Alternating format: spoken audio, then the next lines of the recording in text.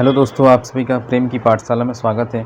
आज हम लोग जेएसएससी झारखंड दरोगा 2017 में जो प्रश्न पूछे गए थे उसमें हम लोगों ने सेट 12 तक सभी प्रश्नों को कर लिया है और इस सेशन में हम सेट 13 से लेके 33 तक जो कुल लगभग 20 सेट और बचे हैं उसमें जितने भी साइंस के जो क्वेश्चन पूछे गए हैं सभी को एक साथ कंपाइल करके हम लोग आज देखेंगे।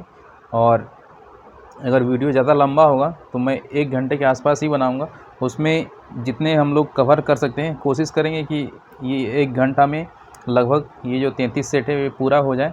लेकिन अगर नहीं होता है तो फिर सेकंड पार्ट में हम लोग वीडियो को देखेंगे।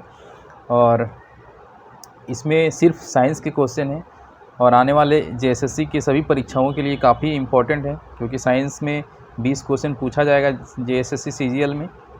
तो चलिए बिना किसी देरी के शुरू करते हैं। इससे पहले जो पहली बार जुड़े हैं चैनल के साथ वो सब्सक्राइब ज़रूर करें। जो पहला क्वेश्चन है, बच्चे की पुरुषता इससे निर्धारित होती है। तो यहाँ पे देखिए ये किससे निर्धारित होगी। थोड़ा हम लोग स्पीड में चलेंगे, थोड़ा फास्ट चलेंगे क्योंकि क्वेश्चन बहुत है। 20 सेट है, 13 से लेके 33 तक 20 सेट है और हर सेट में कितने क्वेश्चन है? 20 क्वेश्चन, यानी कि लगभग 400 क्वेश्चन है। ठीक है, तो बच्चों में जो पुरुषता है निर्धारित किससे होती है? पिता के वाई गुणसूत्र से। जैसा कि आपको पता है जो मेल होता है और जो फीमेल होती है, तो मेल में कौन सा गुणसूत्र होता है? एक्स और वाई दोनों होता है। और फीमेल में क्या होता है? सिर्फ एक्स एक्स होता है। और जब एक्स और वाई गुणसूत्र मिलता है तब जाके क्या होता है? वो मेल बॉय यानी कि बच्चा जो है लड़का पैदा होता है। और अगर एक्स एक्स गुणसूत्र मिलता है यानी कि मेल का एक्स और फीमेल का एक्स, तो क्या होता है? वो लड़की पैदा होती है। ठीक है, नेक्स्ट क्वेश्चन हम लोग देखते हैं। नेक्स्ट है, आवर्त सारणी का विभाजन इस प्रकार किया गया है। ए धातुएं, अधातुएं, उपधातु। यानी आवर्त सारणी में जो विभाजन किया गया है वो किस तरह से किया गया है? तो उसमें सही बात है, धातु में भी है, अधातु में और उपधातु में भी है। तो इसमें क्या होगा? ये सभी इसका सही आंसर हो जाएगा।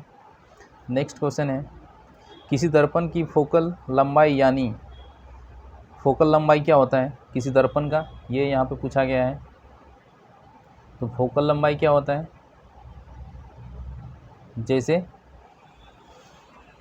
किसी लेंस का घुमावदार दर्पण और दर्पण के केंद्र और उसकी फोकस के बीच की दूरी, लेंस की लंबाई, दूरबीन की लंबाई, या फिर लेंस से देखी गई वस्तु की दूरी।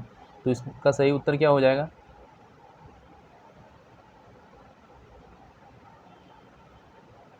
एक मिनट दोस्तों, थोड़ा सा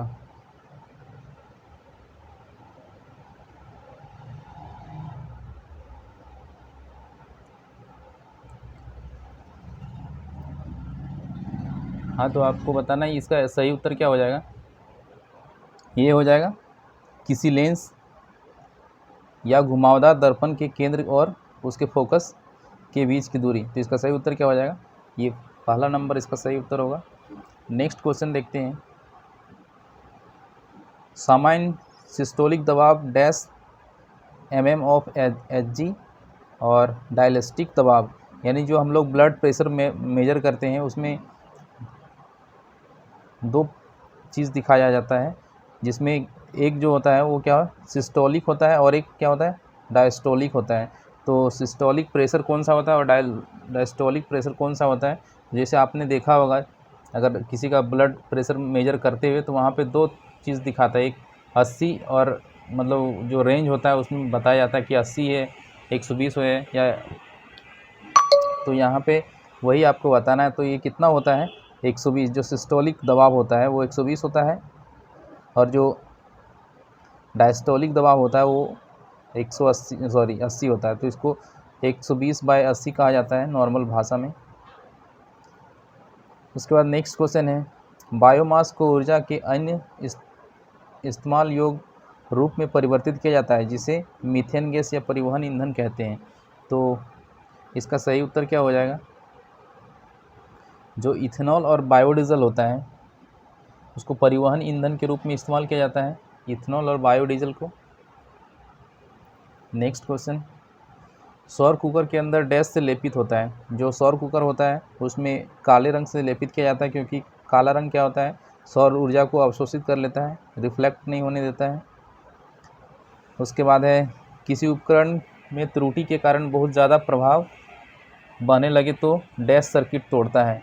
तो अगर वोल्टेज ज़्यादा हो जाता है तो क्या होता है, हमारे सर्किट में जो फ्यूज़ होता है वो फ्यूज़ क्या होता है, ब्रेक हो जाता है, टूट जाता है, इसको बोलते फ्यूज़ उड़ जाता है। उसके बाद है सौर ऊर्जा का सीधा इस्तेमाल या तो डैश ऊर्जा के रूप में इकट्ठा करके या फिर डैश रूप में रूपांतरित किया जा सकता है। तो जो सौर ऊर्जा है उसको क्या कर सकते हैं हम लोग, या तो हीट ऊर्जा के रूप में इकट्ठा कर सकते हैं या फिर बिजली के रूप में। नेक्स्ट क्वेश्चन देखते हैं। धाराओं में बहते पानी और मानव निर्मित चैनलों में मोड़ा गया और इन चैनलों के जरिए पहाड़ी की ढलानों के नीचे स्थित कई गांवों में पानी पहुंचाया गया, इसे कहते हैं, तो इसको क्या कहते हैं, इसे कहते हैं कुलह, ठीक है, कुहल। नेक्स्ट है किसी पारिस्थितिकी तंत्र के जैविक घटक, यानी जो पारिस्थितिकी तंत्र है तो जैविक घटक के बारे में पूछा है। तो जैविक घटक क्या बोलते हैं उसको, ये क्या है, जीवित, लिविंग। निम्नलिखित में से असंगत को पहचानिए। पशुओं में खेत पशुओं का अपशिष्ट, मानव अपशिष्ट, शहरी कचरा, प्लास्टिक कचरा। यहाँ पे देखिए जो भी ऊपर के 3 दिए गए हैं वो क्या है, बायोडिग्रेडेबल है, यानी कि जिसको जो छोटे अपशिष्ट होते हैं उनके द्वारा उसको डिग्रेड किया जाता है, छोटे छोटे कणों में तोड़ दिया जाता है उसको, मतलब एक तरह से हम कह सकते हैं कि उसको सड़ गल के वो समाप्त हो जाता है, ठीक है। तो इसमें से कौन सा नहीं है, असंगत है, तो ये प्लास्टिक जो है ये असंगत है। उसके बाद नेक्स्ट क्वेश्चन है फोटोवोल्टिक सेल का दूसरा नाम है। तो फोटोवोल्टिक सेल का दूसरा नाम क्या है, सोलर सेल, ठीक है, सोलर सेल।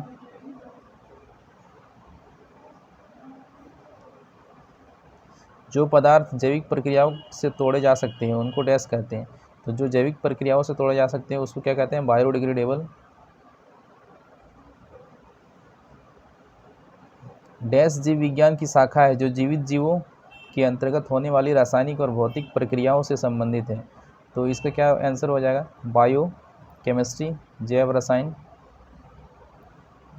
धारा के प्रवाह वाली लंबी सीधी परिनालिका के अंदर चुंबकीय क्षेत्र की रेखाएं हैं। तो ये क्या होता है, यानी कि एक क्या है, एक करंट कैरिंग स्टेट्स, एक सोलेनॉइड है, यानी कि इसके अंदर खोखला है। अब इसके अंदर जो है मैग्नेटिक लाइन फ्लो हो रहा है, सॉरी इसके अंदर ऊपर क्या हो रहा है, करंट पास हो रहा है, इसके ऊपर क्या हो रहा है, करंट पास हो रहा है। तो इसके अंदर जो खोखला भाग है उसमें क्या होगा, मैग्नेटिक फील्ड जो है वो कैसा होगा, तो वो क्या होगा, एक समान होगा। उसके बाद है SSR एक संकेंद्रीय धातु वलय का युग्म समाहित करता है जो द्विविद्युत अधस्तर पर उत्कीर्ण है, जिसके साथ रेखा चित्र विपरीत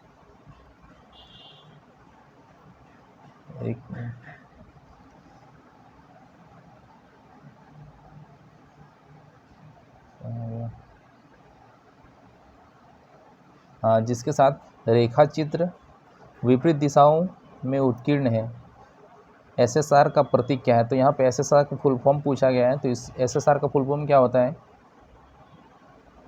ये होता है स्प्लिट रिंग रेजोनेटर, ठीक है, स्प्रिंग रिंग रेजोनेटर।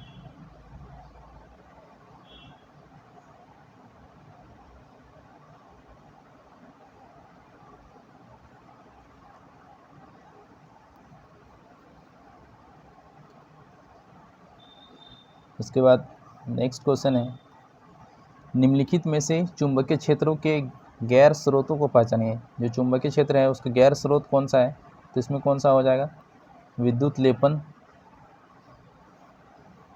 अधिकांश देशों में घरेलू उपयोगिता धारा डैश हर्ट्ज की आवृत्ति के साथ एसी है, यानी कि एसी करंट जो यूज़ होता है उसमें कितना फ्रीक्वेंसी का यूज़ होता है घरेलू कार्यों के लिए, ये यहाँ पे पूछा गया है। तो ये कितना हो जाएगा, 50 हर्ट्ज़ का यूज़ किया जाता है। एक विद्युत मोटर में स्प्लिट वलय की क्या भूमिका होती है? तो स्प्लिट वलय की क्या भूमिका होती है? ये संचारक का काम करते हैं, ये संचारक का काम करता है। नेक्स्ट क्वेश्चन है, जल का अपवर्तनांक है, तो जल का अपवर्तनांक कितना है? ये है, अपवर्तनांक मीन्स रिफ्रैक्टिव इंडेक्स 1.33। उसके बाद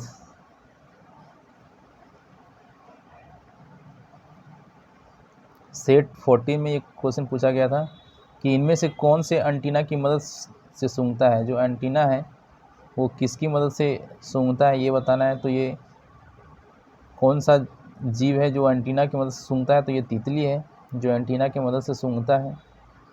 उसके बाद प्रक्रिया जिसके द्वारा शीतलन पर एक तरल में गैस बदलती है उसे क्या कहा जाता है? यानी कि वो प्रक्रिया जिसमें तरल जो है वो गैस में बदल जाता है। तो तरल गैस में किसके द्वारा बदलता है? तो ये इवेपोरेशन के द्वारा बदलता है। देखिए यहाँ पे हिंदी और अंग्रेजी में डिफरेंस दिया है, मतलब इसको अंग्रेजी में पढ़ेंगे तब इसका आंसर आपको अलग मिलेगा, इसमें अलग मिल रहा है। यहाँ पे लिखा हुआ कि एक तरल में गैस बदलती है, इसे कुछ पता नहीं चल रहा है। यहाँ पे देखिए इंग्लिश जो है, अंग्रेजी अगर पढ़ेंगे तो सब आपको अच्छे से समझ में आए। The process by which A gas change into a liquid. Hindi पढ़ने से लग रहा है कि जैसे कि तरल गैस में कैसे बदलता है, तो वो उसका हो जाता भाप। इवापोरेशन से तरल क्या होता है? गैस में बदलता है।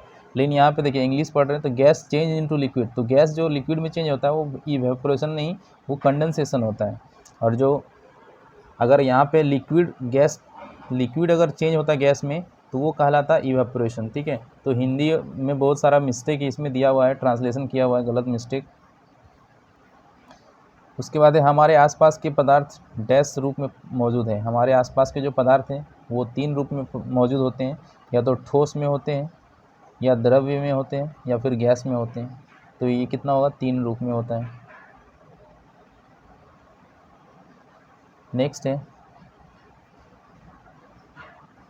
इनमें से कौन सा जानवर चलने के लिए अपने पंख का उपयोग करता है? तो इनमें से कौन सा जानवर है? जो मछली है वो अपने पंख का यूज़ करता है चलने के लिए। विश्व एड्स दिवस कब मनाया जाता है? तो ये 1 दिसंबर को मनाया जाता है, 1 दिसंबर को। निम्न में पर्यावरण के अनुकूल गतिविधि का चयन करें। तो जो पर्यावरण के अनुकूल है वो कौन सा विधि है? परिवहन के लिए कार का उपयोग करना, या फिर शॉपिंग के लिए प्लास्टिक की थैली का उपयोग करना, या फिर डाई का उपयोग कपड़ों को रंगने में करना, या फिर जो बिजली उत्पादन के लिए पवन चक्की का उपयोग। ये क्या हो जाएगा? बिजली उत्पादन के लिए पवन चक्की का उपयोग। तटस्थ समाधान में एक सार्वभौमिक सूचक पेपर का रंग है, यानी कि जो यूनिवर्सल इंडिकेटर होता है न्यूट्रल का, तो ये कलर कोडिंग से क्वेश्चन है। तो ये क्या होता है? हरा रंग जो होता है वो न्यूट्रल को शो करता है। साइड वाटर में वायु बबल एक डैश की तरह व्यवहार करता है, यानी कि जो एयर बबल होता है, एयर बबल से पानी है, पानी के अंदर क्या हो गया? एयर बबल हो गया। तो उसमें पूछ रहा है जो इनसाइड है, जैसे जो एयर बबल है, मान लीजिए एक एयर बबल है, यानी इसमें पानी है भरा हुआ है, सॉरी पानी है और पानी में क्या भरा हुआ है? एयर भरा हुआ है। तो ये क्या हो गया? एयर बबल इसको बोलते हैं। तो इसका पूछ रहा है कि जो आंतरिक भाग है, जो अंदर का भाग है, ये भाग ये किस रूप में ये बिहेव करता है? तो ये कॉनकेव लेंस की तरफ ये बिहेव करता है। ठीक है, किसकी तरह बिहेव करता है? कॉनकेव लेंस की तरह।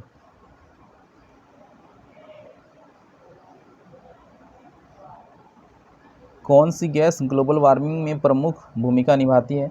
तो जो कार्बन डाइऑक्साइड है वो ग्लोबल वार्मिंग में प्रमुख भूमिका निभाती है।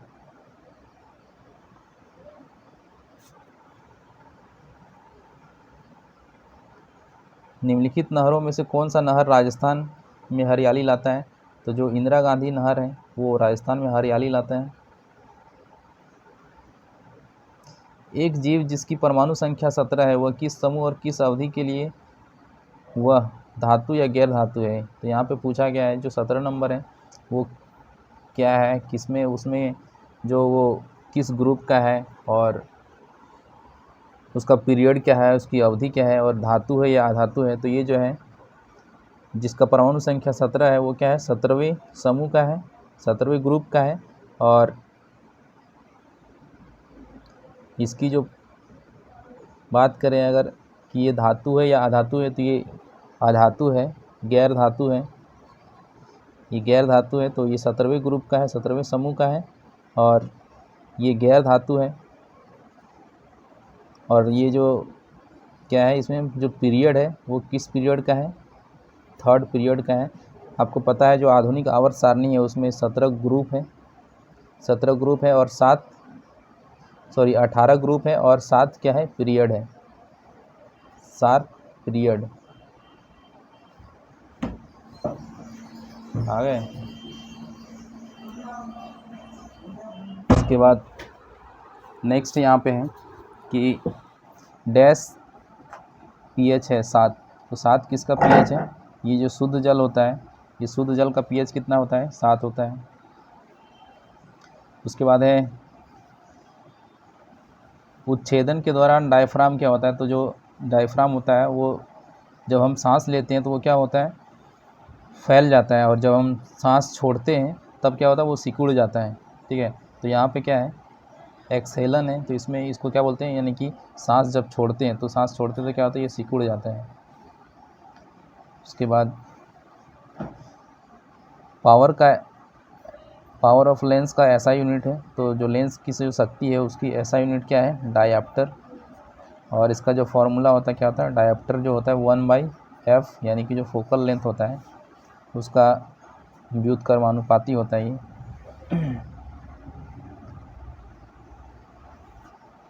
निम्न में से किस भाग पर कलम बांधने का काम किया गया है? ये जड़ों को प्रदान करता है। तो ये जड़ों को क्या प्रदान करता है, ये क्या हो जाएगा, वंशज।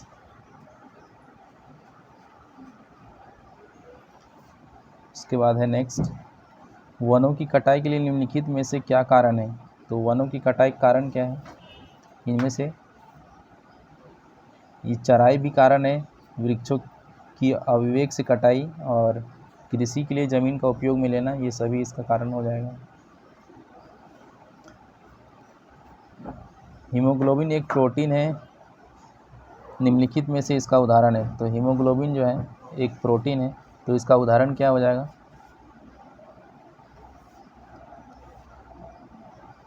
ये प्रोटीन का चतुर्भुज संरचना है। ये क्या है, प्रोटीन का चतुर्भुज संरचना है। ठीक है, उसके बाद फोटोट्रॉफिज्म में कार्बन डैश में रूपांतरित होता है। तो फोटोट्रॉफिज्म में जो कार्बन है वो ग्लूकोज के रूप में रूपांतरित होता है, किसके रूप में, ग्लूकोज के रूप में। नेक्स्ट है छोटी आंत के संपूर्ण पाचन का स्थान है। तो छोटी आंत में क्या होता है, जो भी खाना होता है वो वहाँ पे पचने के बाद अंतिम रूप से पाचन होता है और जो भी बचा हुआ जल और जो भी पोषक तत्व होते हैं वहाँ पे क्या होता है, अवशोषण होता है। तो इसमें जो प्रोटीन है, वसा है और कार्बोहाइड्रेट है, इनका क्या होता है, पाचन होता है, संपूर्ण पाचन। मछली होता है, मछली क्या होता है, 4 कच्छों का हृदय होता है मछली में।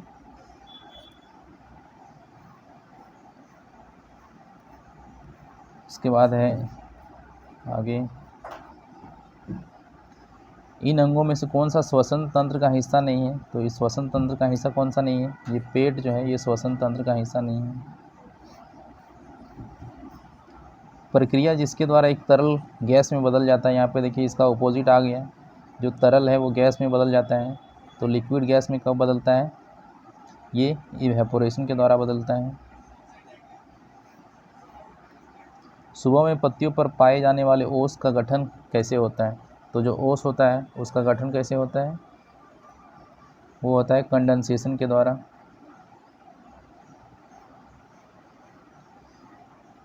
मानव शरीर प्रणाली में गुर्दे का क्या कार्य है? तो जो गुर्दा है यानी कि जो किडनी है उसका काम क्या है? उत्सर्जन करने का काम है।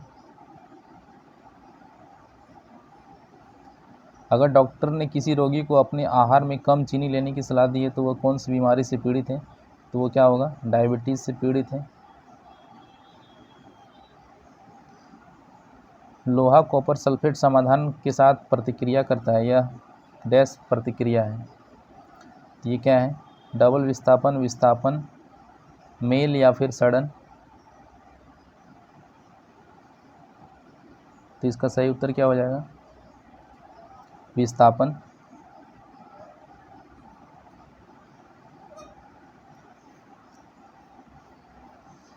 शरीर में रासायनिक संदेशवाहक है। रासायनिक संदेशवाहक कौन है? जो हार्मोन है वो क्या है? रासायनिक संदेशवाहक है। फोकल लंबाई के उत्तल लेंस की शक्ति है 40 सेंटीमीटर। अगर उसका फोकल लेंथ दिया हुआ है तो उसकी शक्ति क्या होगा? तो मैंने अभी बताया कि जो पावर होता है डायोप्टर, इसका फॉर्मूला क्या होता है? 1/f होता है। यहाँ पे फोकल लेंस जो है, फोकल लेंथ जो है कितना दिया है? 40 सेंटीमीटर। तो हमें यहाँ पे जो निकालते हैं तो सबसे पहले सेंटीमीटर को मीटर में कन्वर्ट करना होता है। तो ये 40 को सेंटीमीटर से मीटर में कन्वर्ट करेंगे तो 100 से भाग देंगे तो ये कितना आ जाएगा? ये आ जाएगा 0.4 आ जाएगा। क्योंकि आप जानते हैं 100 सेंटीमीटर बराबर कितना होता है? 1 मीटर होता है। तो 1 मीटर का कितना हो जाएगा? 1/100। तो 40 सेंटीमीटर, तो इसकी हो जाएगा 0.4 मीटर। अब यहाँ पे f का वैल्यू हम लगा देंगे यहाँ पे 0.4। यहाँ से 0 अगर हटेगा ये तो यहाँ आ जाएगा 0, 10, यानी कि कितना हो जाएगा? 2 दूनी 4, ये हो जाएगा, ये 5, और ये हो जाएगा कितना? 5/2, यानी इसको सॉल्व करेंगे तो कितना आएगा? 2.5। तो इसका सही उत्तर क्या हो जाएगा? 2.5। फेफड़ों को एक द्विस्तरीय पर्दे से जोड़ा जाता है, उसे निम्नलिखित में से क्या कहते हैं? तो जो द्विस्तरीय पर्दा होता है उसको क्या कहते हैं? फुफ्फुस का आवरण कहते हैं। निम्नलिखित में से कौन सा इलेक्ट्रॉन हासिल करने की प्रवृत्ति का सही क्रम है? तो आपने अगर पीरियोडिक टेबल याद किया होगा बचपन में तो उसमें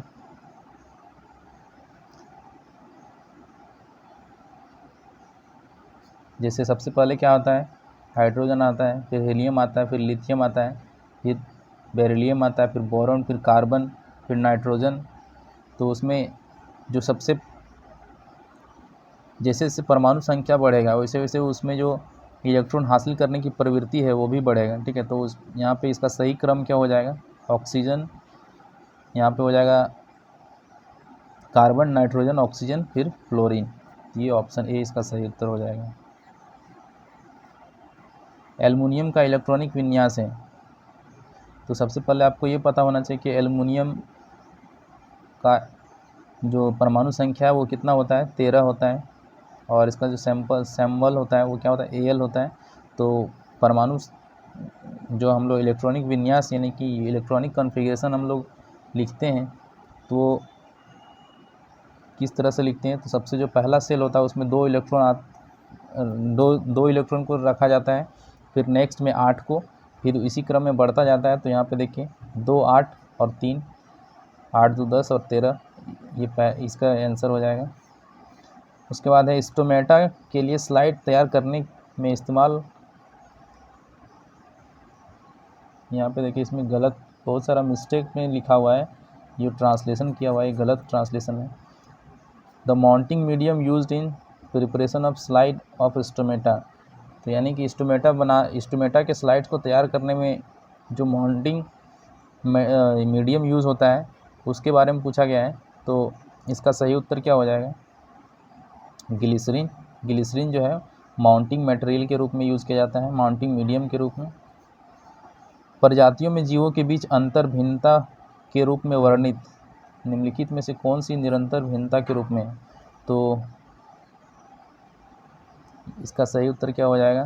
प्रजातियों में जीवों के बीच अंतर भिन्नता के रूप में वर्णित। निम्नलिखित में से कौन सी निरंतर भिन्नता रूप, तो ये क्या हो जाएगा, वेट, जो वजन है, ये इसका सही उत्तर हो जाएगा।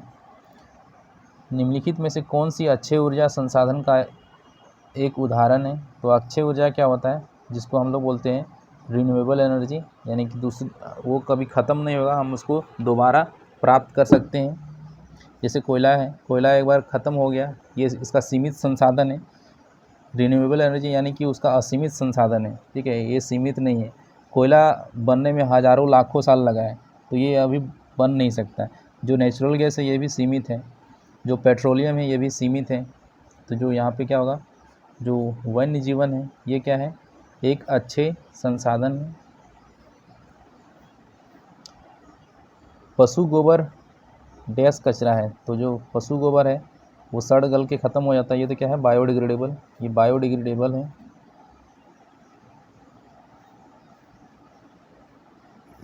डैश एक क्षारीय पदार्थ जिसका उत्पादन यकृत में और डैश पित्ताशय और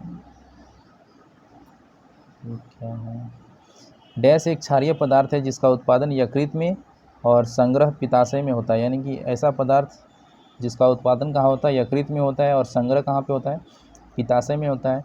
तो जो पित्त रस होता है वो उत्पादन यकृत करता है और पित्ताशय में उसका संग्रह होता है। अलैंगिक प्रजनन में यह शामिल नहीं होता है, तो अलैंगिक प्रजनन में क्या शामिल नहीं होता है, जो युग्मक संलयन होता है ये शामिल नहीं होता है। उसके बाद है पक्षी और कीड़े डैश तरीके से पुनरुत्पादन करते हैं, तो पक्षी और जो कीड़ा है वो किसके द्वारा रिप्रोड्यूस करते हैं, इसका सही उत्तर क्या हो जाएगा,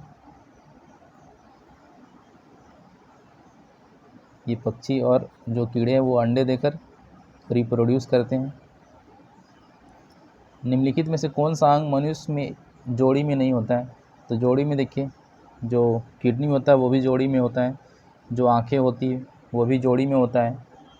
उसके बाद जो यूरेटस मूत्र वाहिनी होता है ये भी जोड़ी में होता है। मूत्राशय जो है ये जोड़ी में नहीं होता है, ये सिंगल होता है, तो इसका सही उत्तर क्या हो जाएगा, मूत्राशय। नेक्स्ट है विश्व के सबसे बड़े थिएटर उत्सव, ये तो क्वेश्चन नहीं, साइंस का नहीं है।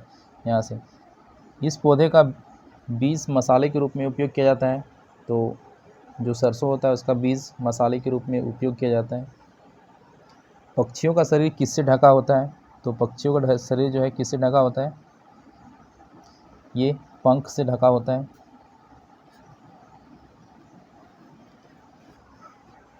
मस्तिष्क की जिम्मेदारी इनमें से क्या होती है, तो मस्तिष्क की जिम्मेदारी क्या है, सोचना भी है, हृदय की धड़कन को भी नियमित करना है, शरीर के तापमान को भी संतुलित करना, ये सभी इसका सही आंसर हो जाएगा। WBC और RBC मानव शरीर में किस अनुपात में पाए जाते हैं, तो WBC और RBC जो होता है वो मानव शरीर में 1:600 के अनुपात में पाया जाता है। आधुनिक आवर्त तालिका में समयावधि की संख्या है, तो मैंने अभी बताया था कि आधुनिक आवर्त सारणी है उसमें 18 ग्रुप होता है, और जो समयावधि उसको इंग्लिश में क्या बोलते हैं, पीरियड, तो 7 ये पीरियड होता है। डैश स्पर्श करने के लिए संवेदनशील होते हैं, जड़ें, उपजा, स्टेम, फैलाव या पुष्प, तो इसका सही उत्तर क्या हो जाएगा,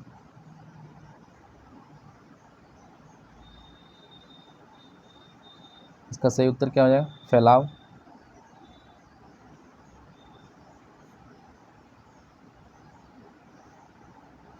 जब कोई ऑब्जेक्ट अवतल मिरर के फोकस और वक्रता केंद्र के बीच रखा जाता है तो बनाई गई छवि वो कैसा होता है, ये रियल और मैग्नीफाइड होता है।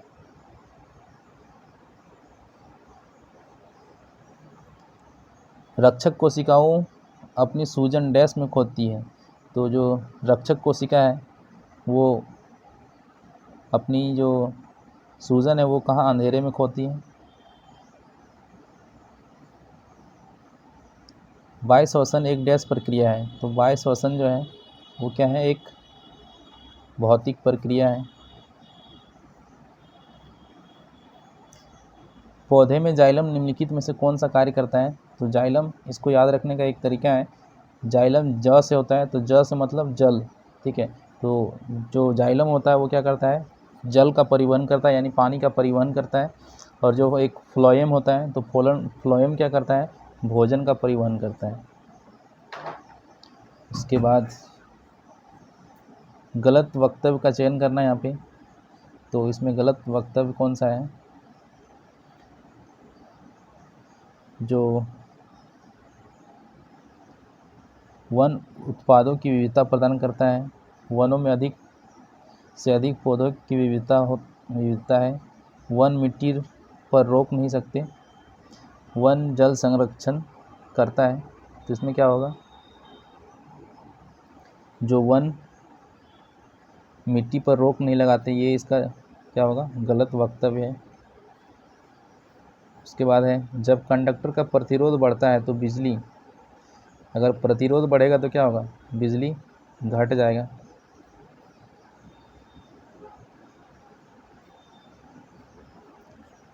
यहाँ पे फिर वही क्वेश्चन है कि 40 सेंटीमीटर दिया हुआ, उसका फोकस लेंथ, यानी कि जो लेंथ हो, फोकल लेंथ कितना है? 40 है। तो फिर उसको कन्वर्ट करेंगे मीटर में, फिर उसका लगा देंगे फॉर्मूला 1/f, तो ये कितना आ जाएगा? 2.5।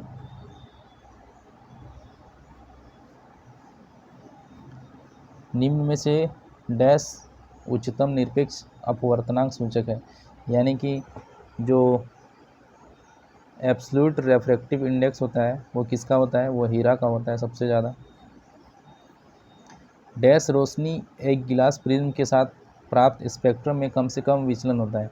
तो जो सबसे कम विचलन होता है वो लाल रंग का होता है, और यही कारण होता है कि ट्रैफिक सिग्नल में लाल रंग का उपयोग किया जाता है। ऑक्सीजन में 2 ऑक्सीजन परमाणुओं के बीच डैश बॉन्ड होता है। तो जो ऑक्सीजन होता है उसमें कौन सा बॉन्ड होता है? ये डबल बॉन्ड होता है, क्योंकि आपने अगर केमिस्ट्री पढ़ा होगा तो जो ऑक्सीजन एटम होता है उसमें 2 एटम होता है, और इसकी जो बाह्यतम कक्षा है उसमें कितनी इलेक्ट्रॉन होते हैं? 6 इलेक्ट्रॉन होता है। और किसी भी एटम को स्टेबल होने के लिए बाह्यतम कक्षा में कितना इलेक्ट्रॉन होना चाहिए? 8 इलेक्ट्रॉन होना चाहिए। तो इसके पास कितना है? 6 होता है। तो इस तरह से 2 जो है वो अगले ऑक्सीजन के साथ जोड़ के अपना जो बाह्यतम कक्षा में 8 इलेक्ट्रॉन है उसको पूरा करता है, और इस तरह से ये जुड़ता है।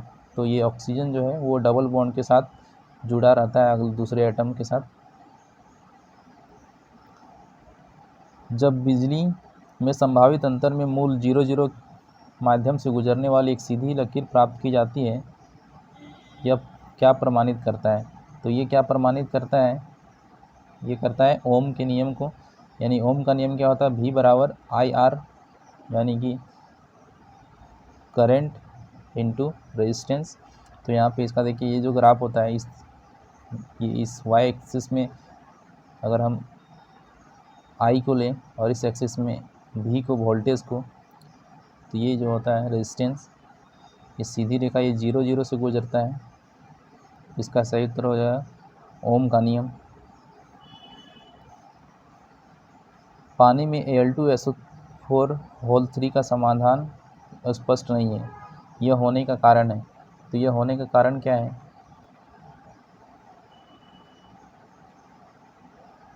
पानी का Al2SO4 में हाइड्रोलिसिस।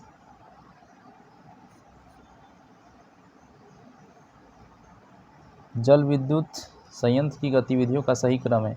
तो जल विद्युत संयंत्र है जो hydro electric plant, power plant होता है, उसमें सबसे पहले क्या होता है? पानी आता है कहीं हाइट से, पानी आता है तो उसको वहाँ पे क्या होता है? काइनेटिक एनर्जी चेंज होता है, फिर मैकेनिकल एनर्जी में, फिर वो चेंज होता है किसमें? इलेक्ट्रिक एनर्जी में।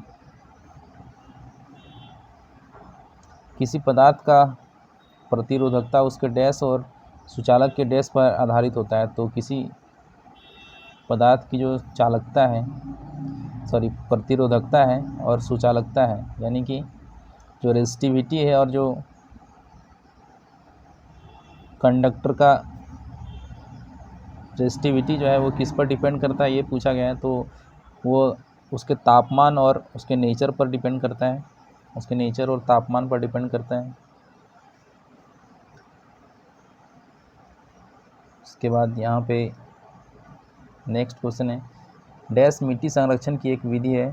तो जो पेरीमीटर परिधीय अपवाह है, ये एक तरीका है किसका, मिट्टी संरक्षण का। समान अणुओं के बीच आकर्षण बल को क्या कहा जाता है? तो जब समान अणुओं के बीच आकर्षण का बल लगता है तो उसको क्या कहते हैं, कोहेसिव फोर्स।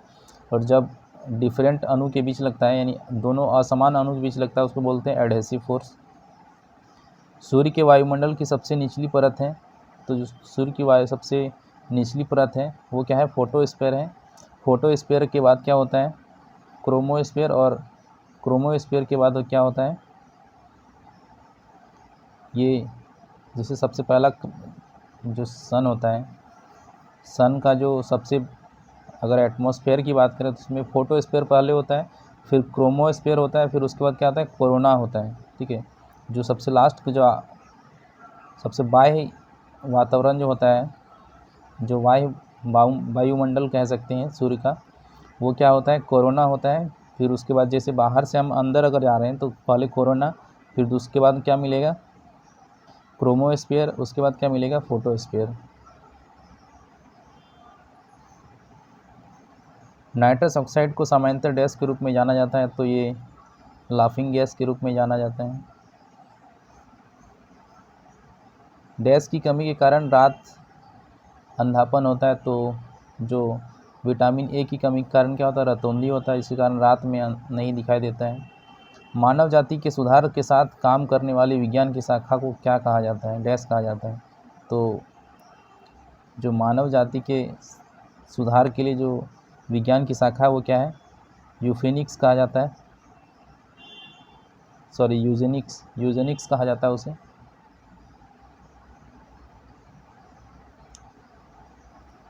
लोहे का गलनांक है, तो लोहे का गलनांक कितना है,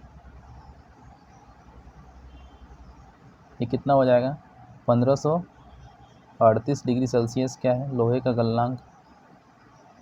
एक पदार्थ जो रासायनिक प्रतिक्रिया को गति देता है लेकिन खुद को नहीं बदलता है, उसे डैश कहा जाता है। तो ये क्या होता है, जो उत्प्रेरक होता है, यानी कि जो कैटलिस्ट होता है, वो रासायनिक अभिक्रिया में तो खुद भाग नहीं लेता, लेकिन जो रासायनिक अभिक्रिया या तो उसको कम कर देता है या उसकी प्रक्रिया को बढ़ा देता है। नेटवर्किंग शब्दावली में DOS शब्द अर्थ है। देखिए, अगर कंप्यूटर में बोले तो DOS क्या है, तो डिस्क ऑपरेटिंग सिस्टम हो जाएगा, लेकिन यहाँ पे क्या है, ये नेटवर्किंग में पूछा है कि नेटवर्किंग में क्या है DOS, तो ये क्या है, डेनियल ऑफ सर्विस। ये क्या है, डेनियल ऑफ सर्विस है। डैश सरल सुगंधित हाइड्रोकार्बन है, तो ये जो है C6H6, ये क्या है, सरल सुगंधित हाइड्रोकार्बन है। वर्षा, हवा, ऊंचाई, प्रदूषण, तापमान आदि एक पारिस्थितिकी तंत्र में डैश का उदाहरण है। तो इस जो पारिस्थितिकी तंत्र होता है उसमें दो तरह के घटक होते हैं, एक बायोटिक और एक अबायोटिक, यानी कि एक होता है जैविक और एक अजैविक। तो ये क्या है, ये अबायोटिक कंपोनेंट है। इंसानों में पाचन की प्रक्रिया शुरू होती है, इंसानों में पाचन प्रक्रिया कहाँ शुरू होती है, मुंह से ही शुरू हो जाता है। एक गैर धातु जो गर्मी और बिजली का अच्छा कंडक्टर है, यानी कि ऐसा अधातु जो बिजली का सुचालक है, क्या है, ग्रेफाइट है। विकिरण की न्यूनतम आवृत्ति जो एक फोटो इलेक्ट्रिक प्रभाव को पैदा करेगा, उसे डैश कहा जाता है। तो उसको क्या कहा जाता है, इसको कहा जाता है थ्रेशोल्ड फ्रीक्वेंसी। इसको क्या कहा जाता है, थ्रेशोल्ड फ्रीक्वेंसी।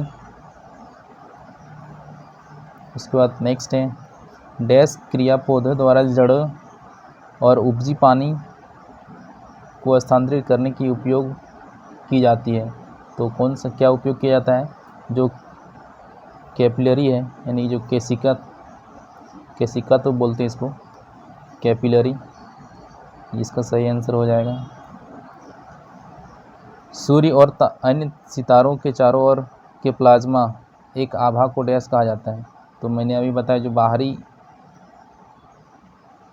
बाहरी जो वायुमंडल होता है सूर्य का, चूँकि सूर्य भी एक क्या है, तारा है, तो ये क्या कहलाता है, कोरोना कहलाता है। डैश रेडियो तरंगों के व्यवहार का वर्णन करता है जो पृथ्वी पर एक बिंदु से दूसरे बिंदु पर संचारित होते हैं। तो ये क्या करता है, इसका सही उत्तर क्या होता है, जो रेडियो प्रोपगेशन होता है, ये इसका सही उत्तर हो जाएगा। कंप्यूटर प्रोग्रामिंग में उपयोग होने वाला डेटा जब एक से दूसरे कंप्यूटर में फैला हुआ है तब इसे डैश कहा जाता है। तो इसको क्या कहते हैं, distribution computing, parallel computing, virtual computing या फिर विद हाइब्रिड कंप्यूटिंग। तो इसको क्या कहते हैं, इसको कहते हैं डिस्ट्रीब्यूटेड कंप्यूटिंग।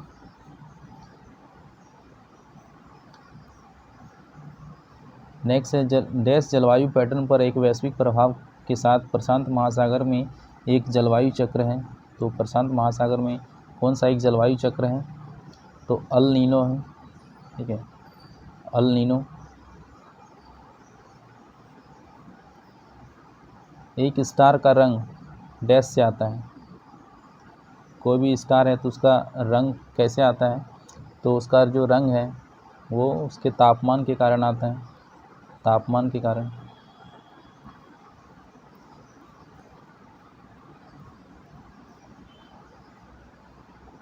नेक्स्ट क्वेश्चन है, मानव शरीर डैश अंग द्वारा पित्त रस को स्रावित करता है। तो ये क्या करता है, किसे, जो लीवर होता है, जो लीवर होता है वो क्या करता है, पित्त रस को स्रावित करता है।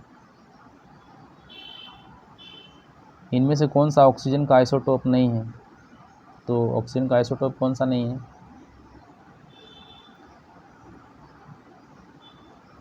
ऑक्सीजन 44 जो है इसका आइसोटोप नहीं है। नेक्स्ट क्वेश्चन है, सूरज पृथ्वी से कितनी दूर है।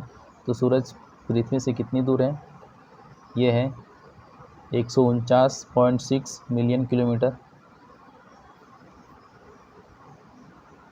आरएनए का पूरा नाम क्या है, तो आरएनए का पूरा नाम क्या है, स्ट्रेटोस्फीयर में एक परत जो पृथ्वी को घेरे है। तो जो स्ट्रेटोस्फीयर में क्या होता है, जैसे पृथ्वी का जो सबसे निम्नतम लेयर होता है वो क्या कहलाता है, ट्रोपोस्फीयर कहलाता है, ट्रोपोस्फीयर। उसके बाद क्या होता है, ट्रोपोस्फीयर को हिंदी में क्या बोलते हैं, क्षोभ मंडल। क्षोभ मंडल के बाद समताप मंडल आता है, समताप मंडल। समताप मंडल को क्या बोलते हैं, स्ट्रेटोस्फीयर। उसके बाद आता है मध्य मंडल, फिर आता है थर्मोमंडल, फिर लास्ट में क्या आता है, वायुमंडल आता है। तो यहाँ पे जो ओजोन होता है वो कहाँ पे, किस लेयर में पाया जाता है, जो समताप मंडल होता है, स्ट्रेटोस्फीयर होता है, यहाँ पे पाया जाता है ओजोन। और जो हवाई जहाज़ उड़ता है वो कहाँ पे उड़ता है, ये समताप मंडल में ही उड़ता है। और अगर क्षोभ मंडल के बारे में बात करें तो जो भी वायुमंडलीय घटनाएं होती हैं, जैसे बारिश हो गया, बादल हो गया, वो कहाँ पे होता है, वो ट्रोपोस्फीयर में ही होता है। उसके बाद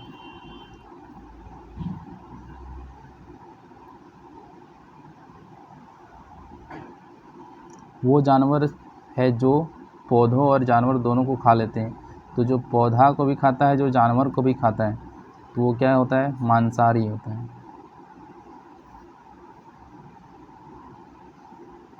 यहाँ पे देखिए, सॉरी, जो सर्वाहारी होता है वो पौधा को भी खाएगा और जानवर को भी खाएगा। जो मांसाहारी होता है वो सिर्फ क्या होता है, जानवर को खाएगा। जो शाकाहारी होता है वो सिर्फ पेड़ पौधों को खाएगा, यानी साग सब्जी खाएगा, ठीक है। तो इसका आंसर क्या हो जाएगा, ओमनीवोरस। ये विद्युत चुम्बकीय है, विद्युत चुम्बकीय इनमें से कौन सा है, यहाँ पे ये आपको बताना है। तो जो यूवी रेज है यानी अल्ट्रा वायलेट रे, ये क्या है, इलेक्ट्रोमैग्नेटिक वेव है। मानव कान डैश आवाज़ सुन सकते हैं। तो जो मानव कान है वो कितने डेसिबल का आवाज़ सुन सकते हैं, 0 डेसिबल।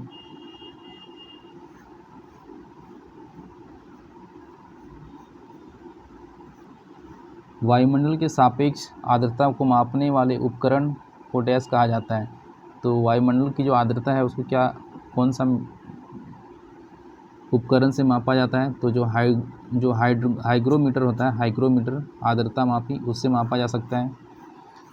डैश एंटीजन कोशिकाओं है, तो जो एंटीजन कोशिका है इसमें से कौन सा है ये बताना है। तो जो मैक्रोफेज है, मैक्रोफेज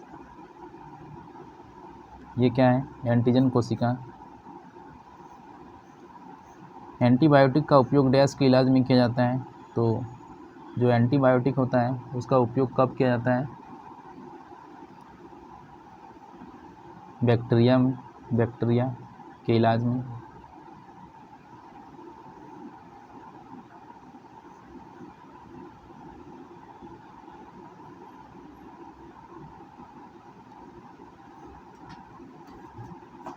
ग्रहों की गति के नियमों की खोज किसने की? तो केपलर ने किया था खोज, केपलर ने। उसके बाद है इसके द्वारा सौर ऊर्जा का उपयोग करके विद्युत ऊर्जा में परिवर्तित किया जाता है। तो सौर ऊर्जा का कन्वर्ट हम लोग किस में करते हैं? विद्युत ऊर्जा में। तो जो सोलर थर्मल पावर है इसके द्वारा, जो सौर संचालित फोटोवोल्टिक पैनल होता है उसके द्वारा क्या किया जाता है? सौर ऊर्जा को विद्युत ऊर्जा में परिवर्तित किया जाता है। इस मौसम में सबसे ज़्यादा प्रेसिपिटेशन होता है। तो सबसे ज़्यादा किस में होता है? सर्दी, गर्मी, वसंत या पतझड़। तो सबसे ज़्यादा किस में हो जाएगा? गर्मी में।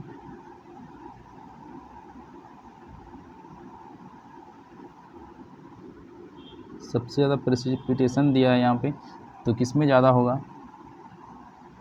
यहाँ पे देखिए, प्रेसिपिटेशन का मतलब होता है हिंदी में इसको वर्षण कहते हैं, ठीक है, वर्षण। तो वर्षण सबसे ज़्यादा, जितना ज़्यादा गर्मी होगा उतना इवेपोरेशन होगा, और जितना इवेपोरेशन होगा उतना ही जो है बारिश होगा। तो यहाँ पे आंसर जो है इसमें सर्दी दिया है, लेकिन आई थिंक जो आंसर इसका सही होना चाहिए गर्मी होना चाहिए, ठीक है। और उसके बाद आगे चलते हैं। पानी की भौतिक शक्तियों के कारण ज़मीन की ऊपरी सतह पर बह जाना डैश कहलाता है। तो पानी के ऊपरी सतह से ज़मीन का जो मिट्टी है वो बह जाता है, उसको क्या कहते हैं? सॉइल इरोजन कहते हैं, मृदा अपरदन। प्राकृतिक गैस का प्राथमिक घटक है। तो प्राकृतिक गैस जो है उसका प्राथमिक घटक क्या है? जो मीथेन है वो क्या है? प्राथमिक घटक है। उसके बाद है ध्वनि की तीव्रता मापने के लिए डैश का उपयोग किया जाता है। तो ध्वनि की तीव्रता जो है वो किससे मापी जाती है? डेसिबल से, decibel. K2CO3 is the formula of, ये K2CO3 किसका फार्मूला है?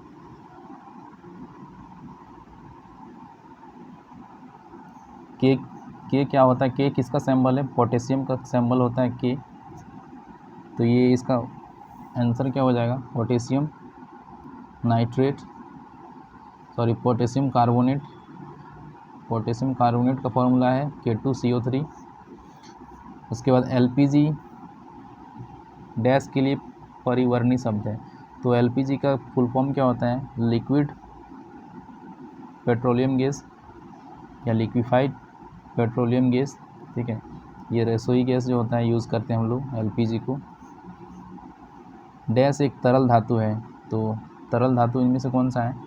आपने देखा होगा थर्मामीटर, थर्मामीटर में जो पारा होता है वो क्या है? एक धातु है, वो तरल धातु है। तो इसका आंसर क्या हो जाएगा? पारा। तो हम लोग यहाँ पे हम लोगों ने 18 सेट तक कर लिया है। अब 18 के बाद जो 19 नंबर सेट है, 19 के बाद हम लोग नेक्स्ट वीडियो में करेंगे। इस वीडियो को यहीं पे समाप्त करेंगे।